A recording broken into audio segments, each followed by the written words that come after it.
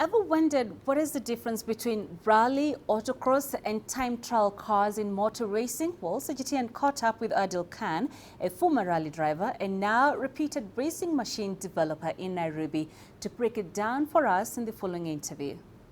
Especially this one is built for a Kenya National, which we've been rallying for the last, I think, 3 years with this car. The difference is you can see it has got a turbo. Most of the Kenya National cars we are fixing here, they have turbos. They're sealed. Okay, it's sealed with the FIA people, so that it doesn't go at certain speed. They're all equal, and it's a Group N. It's not something that you can just decide to run your car the way you want it. So there's a turbo which has got a seal on it. We've got rules and regulations on the car. A Group N car, you can't do much on it. Everything stands as a standard production car, the way it was production. Everything is under FIA. You can see the seats have to be homologated. And, sorry, it's closed, that's why I can't open it much.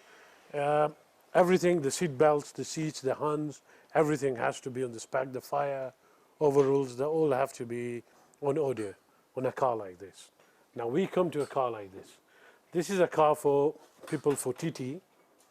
This runs as a like standard car, but it's not complete. We're waiting parts from overseas. You can see the turbo is very big. It uses a very big turbo, no restricted on it. Lot of things on it. This is built for TT. Okay, but the car inside, we're waiting for a lot of parts, which it's not completed. This is a WRC spec car. It's a very high-end cars. You can't compare the speed with that, because that Group N car, it has got a certain regulated restrictors. These cars don't use. Now we come to an autocross car. An autocross car doesn't use, you can see it doesn't have spare wheel. You don't need a spare wheel in an autocross. The lighter it is, the better for you. Of course, the seat belts, it's a must. Seats, it's a must. Only one person sits. You're not allowed to. You come to an engine side. You can run the engine the way you want it. You can, but in the autocross, we've got like an 1800 cc. Everyone runs on an 1800 cc. If you have got 1300, everyone runs 1300. The different type of classes on autocrosses.